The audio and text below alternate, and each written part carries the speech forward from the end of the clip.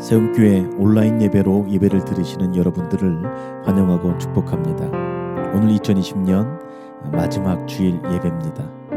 한 해 동안 코로나로 인하여서 많은 어려운 가운데에 있으셨겠지만 그래도 그 안에 하나님께서 우리에게 베풀어 주신 은혜의 흔적이 있으리라 저는 그렇게 믿고 싶습니다.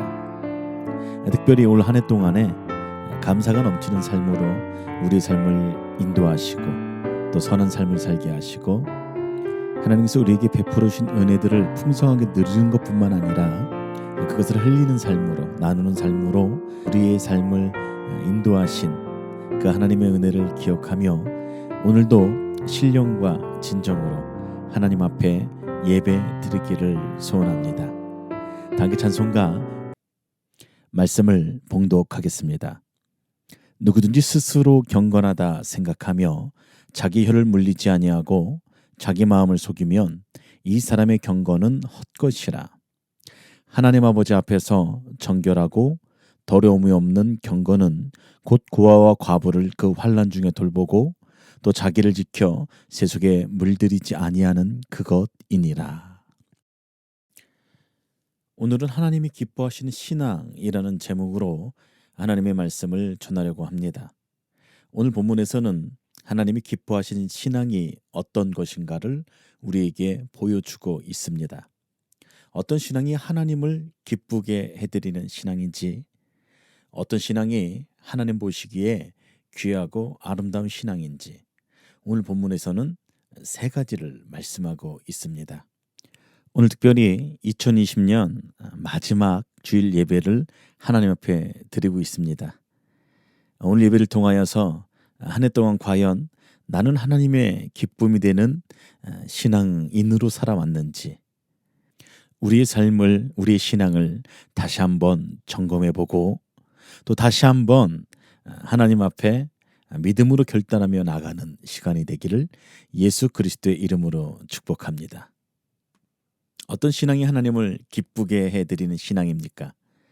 오늘 26절에 보니까 첫 번째로는 자기 혀를 제갈 물리는 신앙이다라고 그렇게 말씀하고 있습니다. 다시 말해서 혀를 다스릴 줄 아는 신앙이죠. 성경에서는 혀를 다스리지 못하면서 자신은 하나님을 믿고 있다고 생각하는 사람은 스스로 속이는 것이다 라고 그렇게 이야기하고 있습니다. 26절 다시 한번 읽어드리도록 하죠.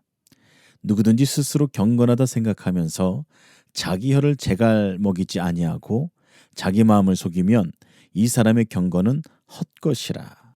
쉬운 성경에서는 이렇게 번역을 했습니다.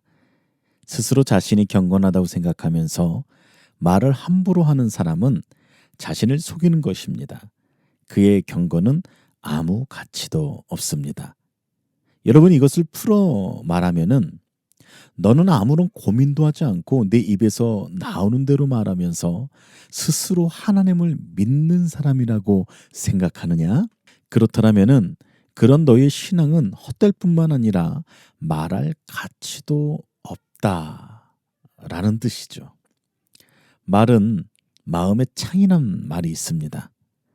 말은 그 사람의 마음의 상태를 드러내는 것이고 더 나아가서 그 사람의 신앙 상태를 보여주는 것입니다. 특별히 남을 비방하고 험담한 사람은 그의 마음 상태가 삐뚤어져 있음을 보는 것이고 또한 영적 상태가 하나님과 바르지 못하다라는 것을 나타내는 것입니다. 야고보서 4장 11절을 보면 형제를 비방하지 말라라고 말씀하고 있죠.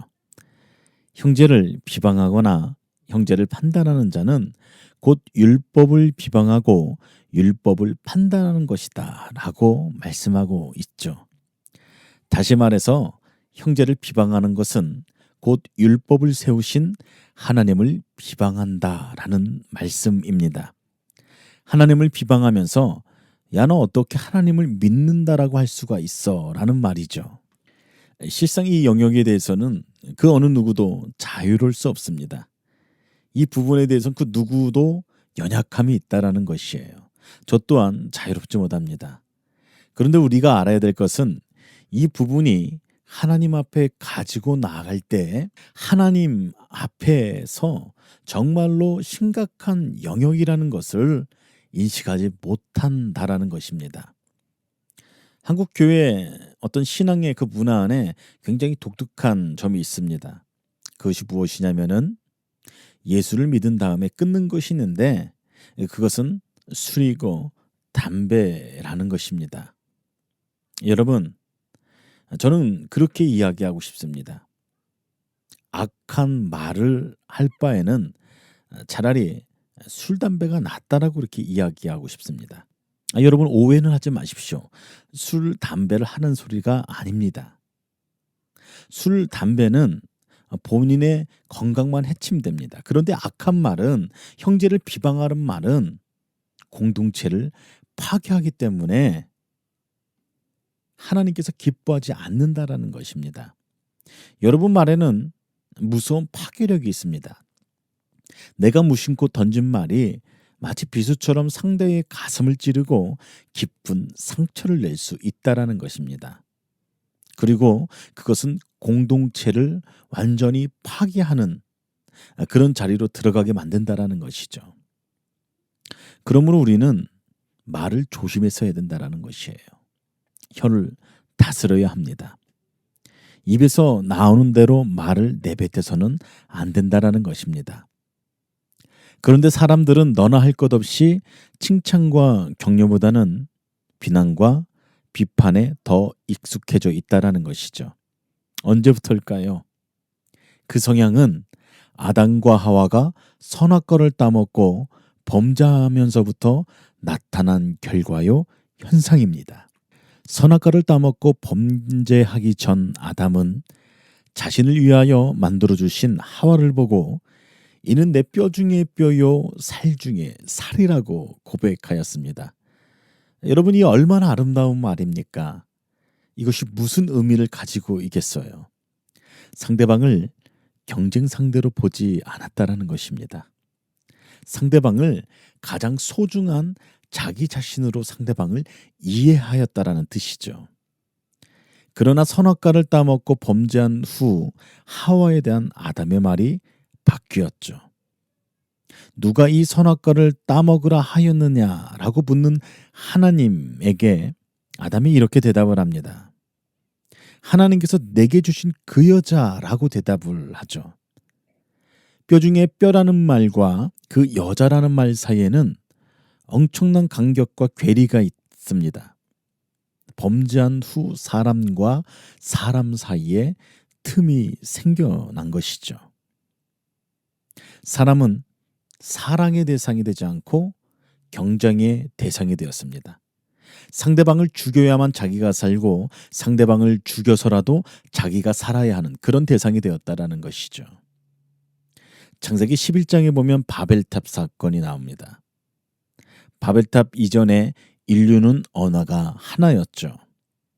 그러나 바벨탑을 쌓으며 하나님을 대적하자 하나님은 저들의 언어를 혼잡하게 하셨습니다. 그래서 저들은 온 지면으로 흩어지게 되었습니다. 말이 통하지 않게 되어 함께 살 수가 없기 때문이었죠. 그런데 사도행전 2장과 3장을 보면 초대교회인 교인들의 모습이 자세하게 설명되어져 있는 것을 알 수가 있습니다. 초대교인들은 오순절날 성령을 경험하고 성령을 받았을 때 제일 먼저 나타난 현상이 방언이었습니다. 이때의 방언은 창세기 11장 때에 혼잡해졌던 인간의 언어가 다시 회복하고 있는 것을 보여주는 매우 중요한 현상이었습니다. 말이 통하기 시작하였습니다. 마음이 통하기 시작했어요. 그래서 저들은 함께 모이기 시작했습니다. 창세기 11장의 키워드는 흩어짐이었습니다. 그런데 사도행전 2장과 3장의 키워드는 함께 모임이 되었다라는 것이에요. 저들은 모이기를 힘쓰고 기쁘고 순전한 마음으로 함께 떡을 떼며 하나님을 찬양했습니다. 누구도 자기의 것을 자기 것이라고 생각하지 않았습니다. 필요를 따라 나눈 기가 막힌 하나님의 공동체를 만들었다라는 것이죠. 타락 이전에 인간의 마음을 회복하게 되었습니다. 사람들은 더 이상 경쟁의 대상으로 인식되지 않았습니다. 삶과 세상이 갑자기 아름다워진 것이에요. 저들은 자신들의 삶 속에 하나님의 나라가 임한 것을 느끼게 되었습니다. 시편 133편에 이런 말씀이 있죠. 보라, 형제가 연합하여 동거함이 어찌 그리 선하고 아름다운고, 머리에 있는 보배로운 기름이 수염 곧 아론의 수염에 흘러서 그의 어깨까지 내림 같고, 헐몬의 이슬이 시온의 산들의 내림 같도다. 거기서 여호와께 복을 명령하셨나니 곧 영생이로다. 하나님으로부터 경험할 수 있는 최고의 축복 중에 하나는 믿음의 공동체가 서로 화목하여 정말로 연합하고 동거하는 것입니다.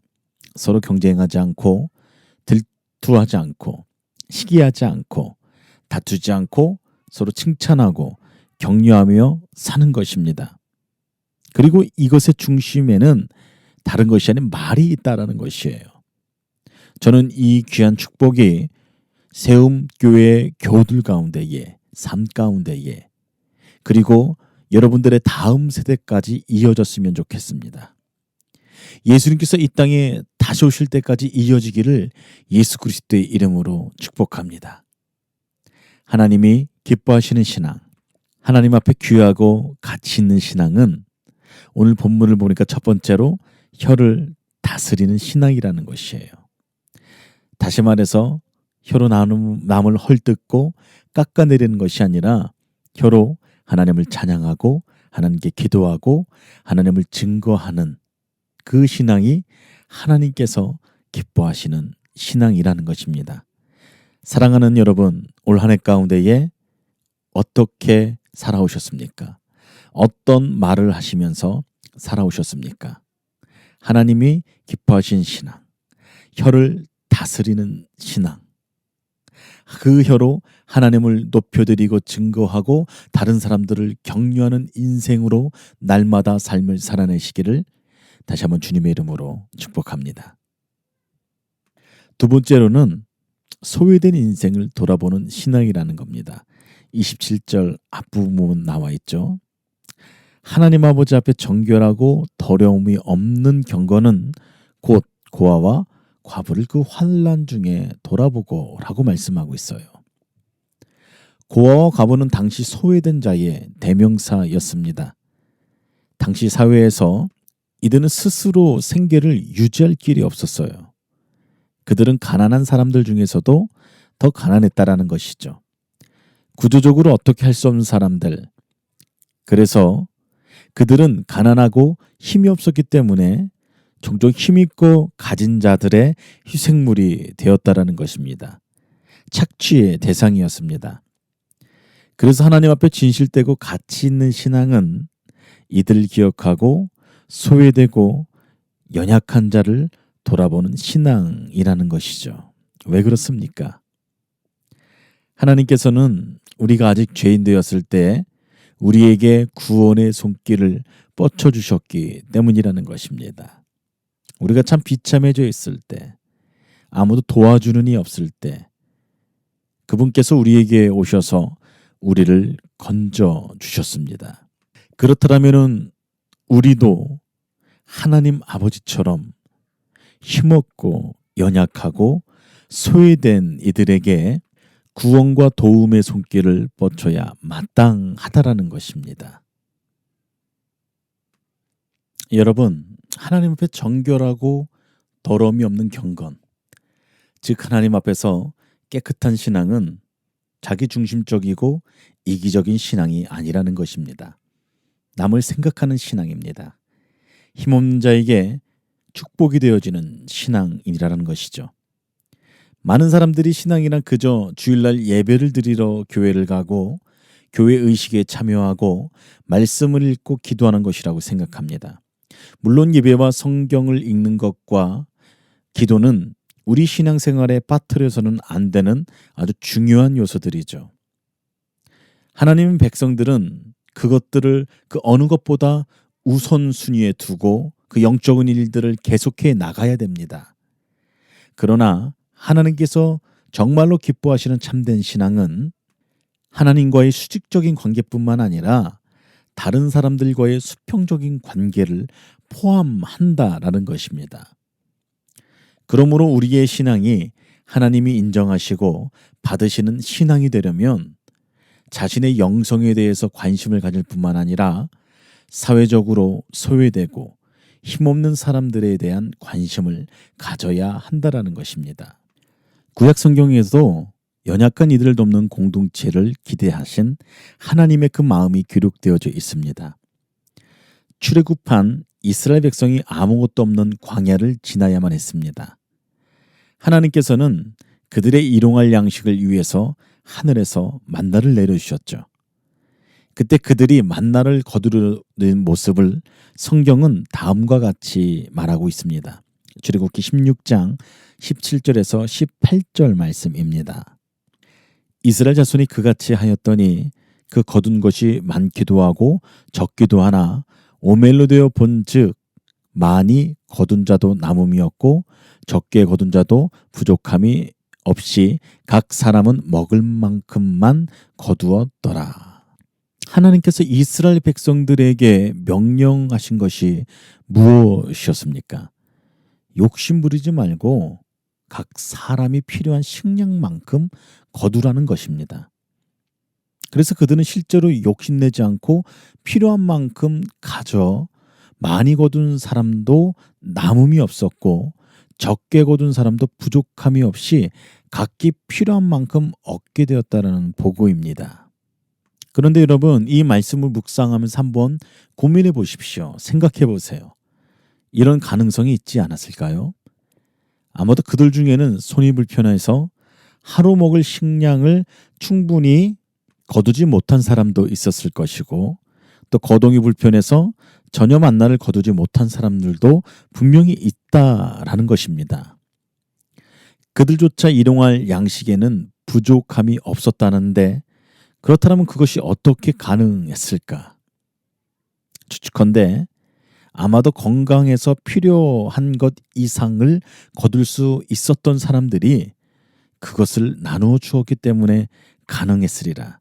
저는 그렇게 믿고 싶습니다. 많이 거두어도 자신의 필요한 것 외에는 더 가지지 않고 일용할 양식을 거두지 못한 사람들과 나누었기 때문에 많이 거둔 자도 남음이었고 적게 거둔 자도 부족함이 없었을 것입니다.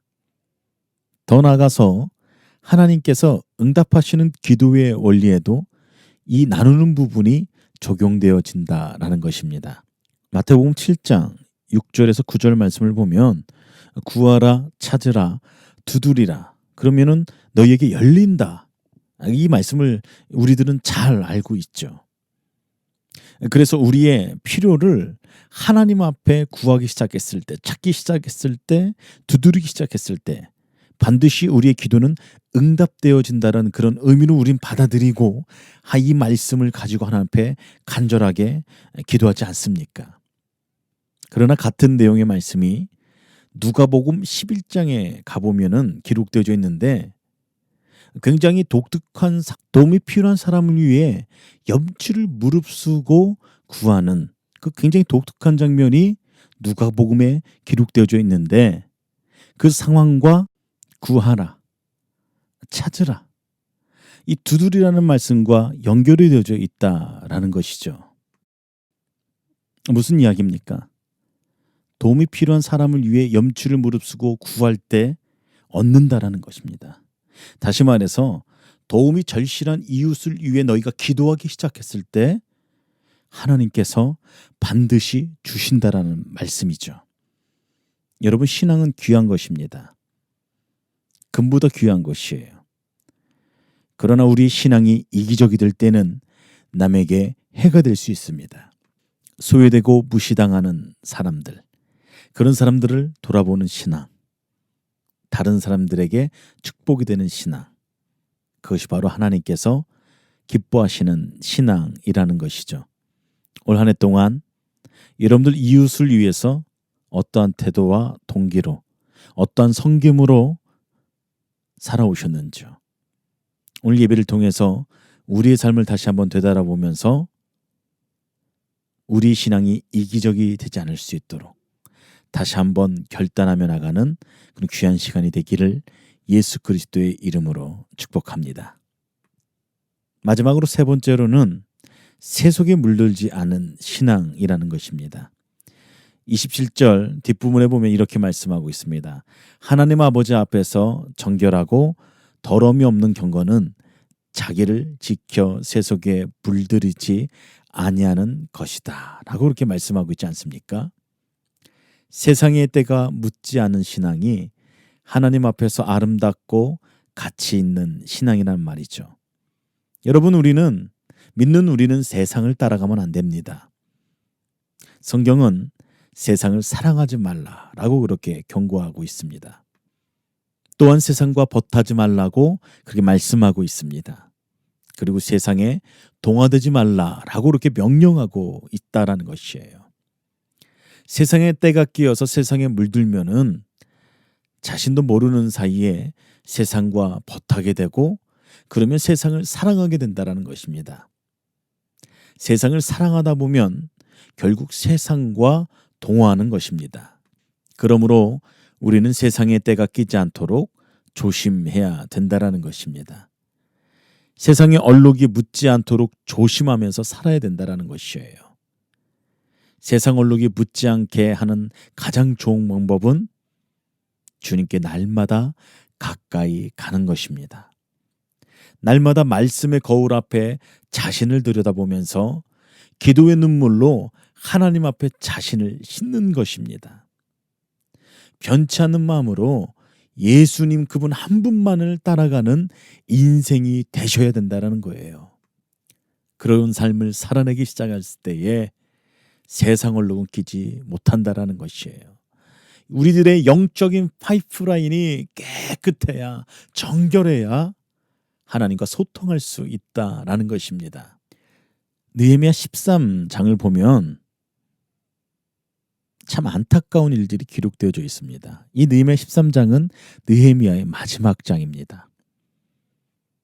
1절에서 9절을 보면 느헤미야가 성벽을 건축하고 12년 동안 예루살렘 도성을 통치한 후 1년 동안 페르시아에 다녀오는 동안 있었던 일을 기록하고 있습니다. 다시 예루살렘 성전으로 돌아왔는데 다시 영적으로 부패되어져 가는 모습을 본 것이에요. 성벽을 건축한 후에 오랜 세월이 지나자 사람들의 생각이 무뎌진 것입니다. 예배를 드리는 것, 11조와 하나님 앞에 예물을 드리는 것, 다 형식적으로 지키게 되었다는 것이에요. 하나님을 향한 그 마음이 변하다 보니까, 세상과 타협하다 보니까 잠시 느헤미야가 없는 틈을 타서 암몬 사람, 모압 사람들을 받아들이기도 하고, 더 나아가 성벽을 건축했던 일을 방해했던 도비아까지 성전 창고에 방을 내주어서 살게 했다는 것입니다. 이스라엘 영적인 리더인 대제사장이 도비아와 결탁한 것이죠. 그래서 느헤미야는 엄청 화를 내지 않습니까? 그리고 다시 한번 신앙의 개혁을 시작합니다. 신앙의 개혁의 내용은 성전을 깨끗하게 하라는 말씀입니다. 11조를 철저하게 하라는 말씀이죠. 안식일을 철저하게 지키라는 말씀입니다. 이방인과 결혼하지 말고 결혼을 정결하게 지키라는 말씀입니다. 보십시오. 별로 새로운 말씀이 아닙니다. 수년 전에 학사 에스라를 통해서 부흥회를 열고 그 당시 백성들이 결단했던 내용들입니다. 무슨 이야기입니까? 우리에게 익숙한 것은 시간이 지나면 소홀하기 쉽다라는 것입니다. 어떤 일을 할 때 수년이 지나면은 반드시 우리는 그 자리에 있어서 다시 한번 생각해 봐야 된다는 것이에요. 내가 잘 가고 있는가? 내가 제대로 가고 있는가? 왜요? 본질과 달라지는 경우가 많이 있기 때문입니다. 변질되기 때문이에요. 변하기 때문입니다. 인간이 그렇게 연약한 존재입니다. 그렇기 때문에 우리는 늘 하나님 앞에 도움을 구하면서 늘 깨어 있어야 된다라는 것입니다. 세속에 물들지 않는 그런 신앙을 소유한 인생, 더 나아가 그 믿음의 결단이 주 예수 그리스도의 얼굴을 배우는 그날까지 변치 않기를 다시 한번 예수 그리스도의 이름으로 축복합니다. 사랑하는 성도 여러분, 여러분의 신앙은 하나님 보시기에 기뻐하실 만한 신앙입니까? 여러분 혹시 혀로 남에게 상처를 주지는 않으셨습니까? 하나님께서 기뻐하신 신앙은 혀를 다스리는 신앙입니다. 혹시 여러분은 힘없고 소외된 자들을 무시하지는 않았습니까? 하나님 앞에 가치 있는 신앙은 힘없고 소외된 자들을 돌아보는 신앙입니다. 더 나아가 그들을 중보하는 신앙입니다. 혹시 여러분은 세상적인 것, 세상적인 생각, 세상적인 방법이 여러분들 삶 가운데에 여러분들 안에 들어와 있지는 않습니까? 하나님 앞에서 정말로 귀하고 아름다운 신앙은 자신을 세상의 얼룩서 깨끗하게 지키는 것이에요. 그리고 변하지 않는 것입니다. 아무쪼록 여러분의 신앙은 경건의 모양은 있는데 경건의 능력은 없고, 들음은 있는데 행함은 없으며, 종교는 있는데 생명이 없는 죽은 신앙, 텅 빈 신앙, 헛된 신앙이 아니라 생명이 있고 실천이 있고 삶의 변화가 있는 살아 움직이는 참 신앙, 그래서 하나님이 기뻐 받으시는 세움교회 성도들이 되기를 주님의 이름으로 축복합니다. 이 시간 다 함께 기도하는 시간 갖도록 하겠습니다. 들은 말씀 기억하면서 한 해 동안 하나님이 기뻐하시는 그런 신앙을 소유하면서 삶을 살아내셨는지, 많은 취약한 부분이 있다라면은 회개하면서 하나님 앞에 기도하겠고, 또 내년 한 해 가운데도 또 하나님 앞에 주님께서 기뻐하시는 그런 신앙의 여정을 걸어가겠다라고 그 믿음으로 결단하며 나가며 기도하는 시간 갖도록 하겠습니다. 여러분을 스스로를 위해서 기도하는 것뿐만 아니라 특별히 여러분들 자녀손들이 정말로 주님께서 기뻐하시는 이 신앙의 세 가지 요소를 소유하면서 그렇게 신앙의 여정으로 걸어가기를 소원한다라고, 간절히 바란다라고, 그렇게 여러분들 자녀손들을 위해서 중보하면서 또한 기도하도록 하겠습니다. 이 시간 여러분들 각자의 자리에서 예배드리고 있는 초소에서 다 함께 기도하도록 하겠습니다.